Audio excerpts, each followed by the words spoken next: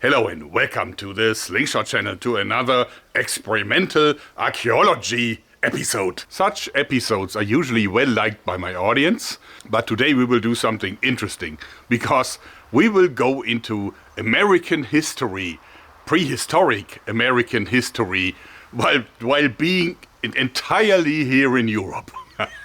Now, the background of this is that I just returned from 2 weeks of great vacationing in the south of France. And I found a plant there that I found so interesting that I decided to put it in the middle of a whole episode. So let's go back a few days to my vacation in the south of France. So here we are in wonderful Saint-Maxime, right on the Gulf of Saint-Tropez. And the house that we rented actually has some kind of a wild garden. And what we find here is a very, very peculiar plant. It's an agave, or is it agave? I don't know, you tell me. And this has some features that I think have an archaeological impact. That was a hard word to say. I'll show you, come closer. Because as you see, these are vicious, these are really, really pointy. These are pretty much the sharpest, hardest thorns that I've actually seen in the wild. Very interesting. It's actually a plant that's, it's not native. It's actually a plant from Middle America, and it has been introduced here, and obviously it grows like crazy because there's so many of these things here. And these here actually have to go eventually because they're growing into the driveway and scratching the paint from the cars. But they actually have some peculiar features that I'd like to show you. So first of all, they're completely tough and super pointy. But also they kind of grow into each other because see, if you pull these out, there's like a second one in them, and the same is here. And you see that the rim of these leaves actually close down to form this awesome thorn. So I can just open this a bit and then wiggle it out, and then I have a second one. So it's actually a thorn in a thorn, and probably, another thorn inside here. So they come like in layers, and then the leaves open. Very funny way to grow for a plant, don't you think? Now here you can see that this one has already opened and kind of released the one that is in there. And you see there's even additional fangs on the side. And this is this kind of horn-like structure that actually then forms the mighty thorn. Now, I am thinking that these would be useful for a Stone Age civilization in many ways. You can use it as a toothpick. I tested it, it works really well. But also, you can make like needles from it, sewing needles very easily. But of course, you can weaponize them very easily.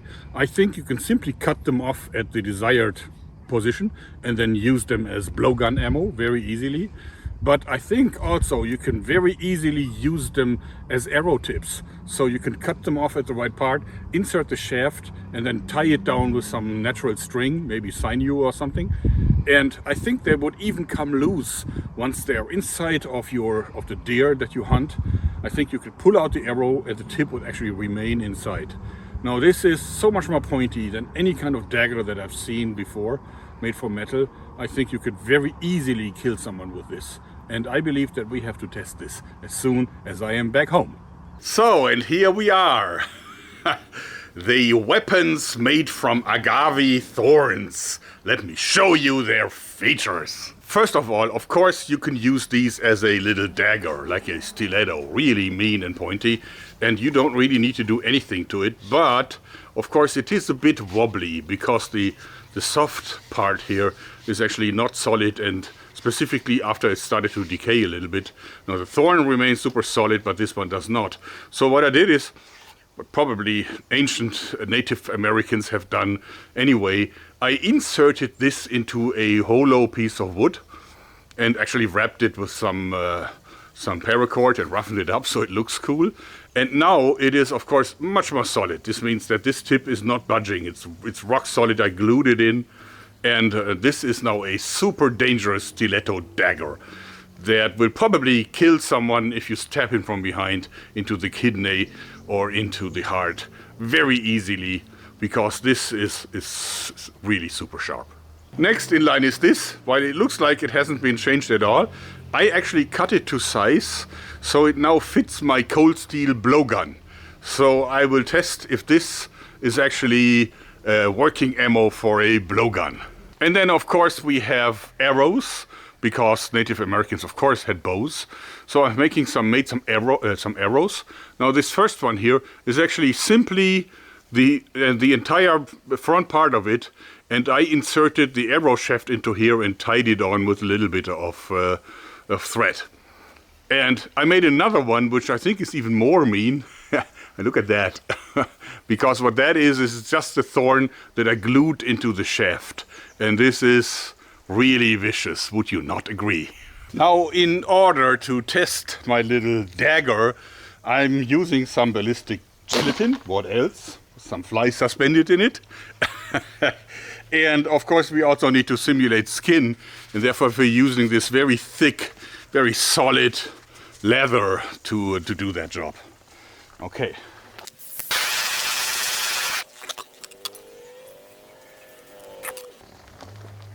Okay, we got our little dagger here, super lightweight actually.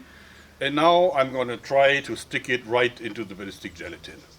Ready? Okay. Ha! Look at that. It was so easy. And of course it's still fully intact. Let's try slowly. It goes in like through nothing. So this is... yeah. So I can confirm that this makes a great dagger. It really does. Nice. And now we will try the blowgun. Cold steel model, had it for many years. It was given to me by Lynn Thompson personally when he was still owning the business. So, wet it a little bit to reduce the friction.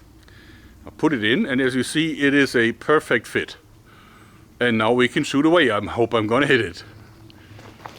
I'm gonna go really close because I'm not an experienced shooter. Zing! We got penetration! Okay, so this obviously worked. Let me pull it out. Okay, so we got a good inch of penetration. And actually this tip I made a little bit more solid, so it's not quite as pointy as the original. And but still it was able to pierce through this thick leather and go right into the tissue. And this means that with a little bit of poison on the tip, it would definitely be a deadly weapon. Okay, let's try from a little longer distance.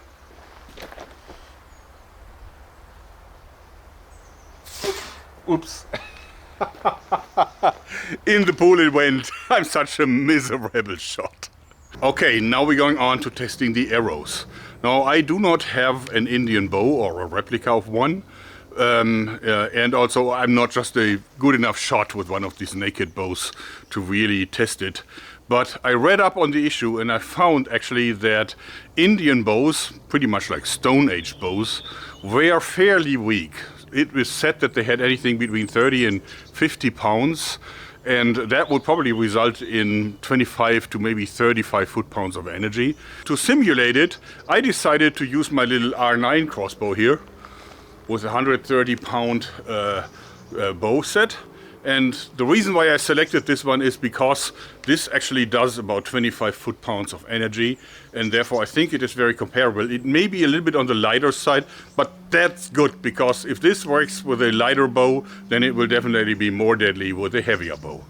So let's go with this one first. Now this one is of course thicker, so this will reduce penetration, I guess. But let's test and find out if the tip is solid enough and not break off on impact. Okay, let's load it in. See, the nice thing on the R9 crossbow is that it has lots of room for broadheads in the front. Okay. Switch on the red dot. In this case, it's a green dot.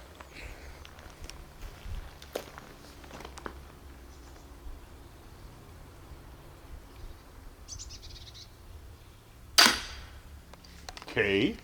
It did hit. Now, as you see, it did hit. It went through the leather, of course, and it also went fairly deep into the ballistic gelatin. Let me turn the block around for you so you can see. So here it is. As you see, it's poking out at the other side. So that was definitely a kill shot. There can be no doubts about that. Okay, now the other arrow.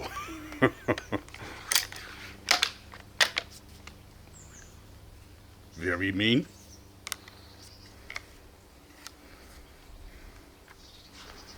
Okay.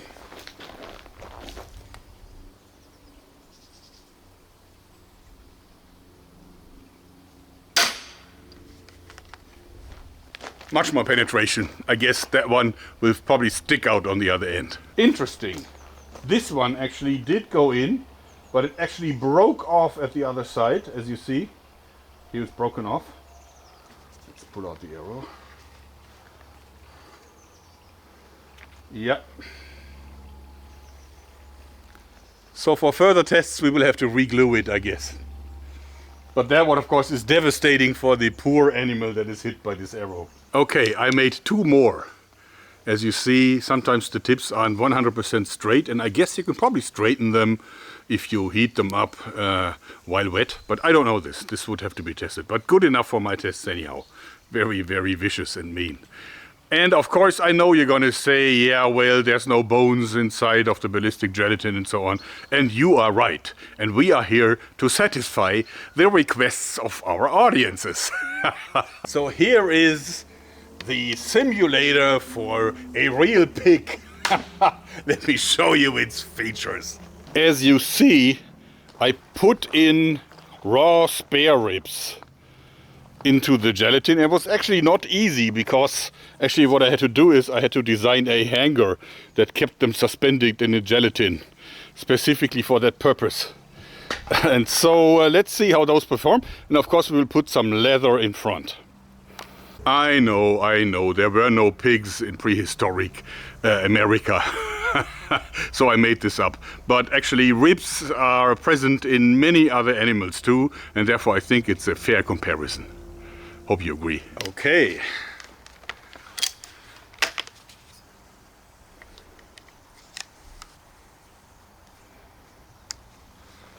Let's begin the test.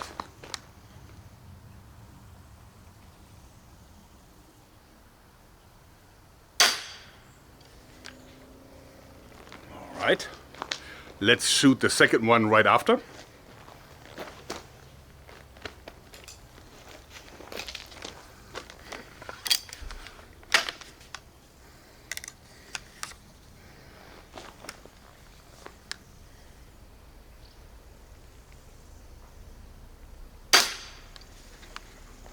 And let's now look at the damage.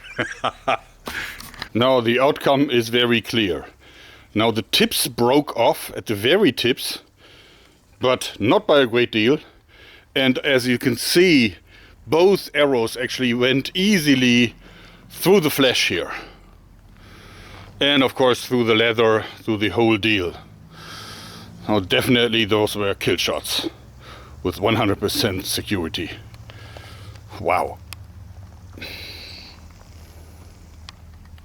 For comparison, let us now try the EdgeTech experimental single bevel broadheads, very heavy, and see how those fare directly in comparison to our little Agave ones.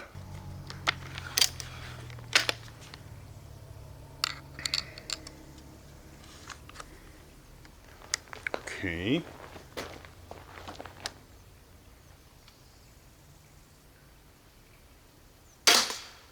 Oh, obviously it went straight through. Let's shoot the second one.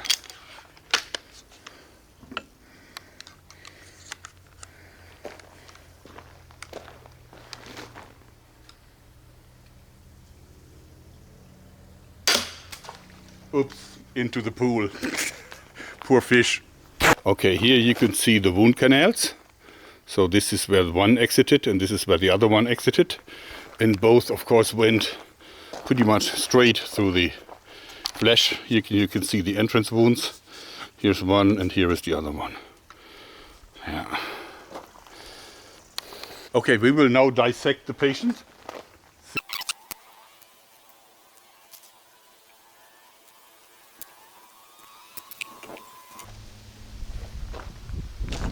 Yeah, you can clearly see that it actually, oops, broke the bone of this thing and went through. And of course it was also to some degree squeezing the bone parts apart. And I guess that's always what happens when you shoot at something through the ribcage. You know, the projectile will tend to squeeze between instead of going straight through the bone. Yeah, and this is where the broadheads went in.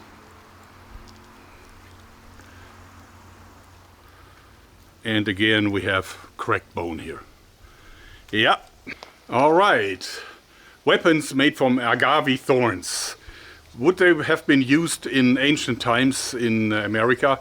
Absolutely. Where they grew, like in very dry parts of America, I guess. Yes, certainly, because it's so convenient. You can turn them into needles, you can turn them into weapons, as you see. But how come that at these places also people still find many stone tips for arrows and spears? How come, if this was like the logical step? Well, I believe there's a very good explanation for it. First of all, these things don't last.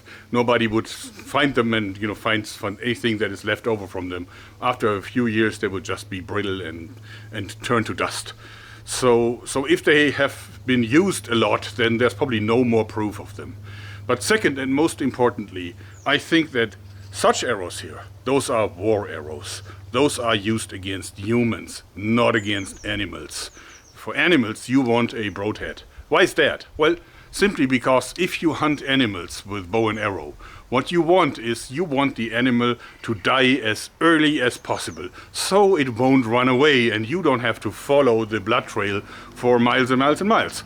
You want it ideally to drop dead like exactly where you hit it. And the only way how to achieve it is by cutting through major vital organs or blood vessels. Therefore, you need a wide, fat broadhead that does that job for you. Okay, in war, that is a different situation. First of all, you have to do with opponents that have multiple layers of clothes, even armor, and even in America, I guess they had access to thick leather, cured leather that is really much tougher than skin.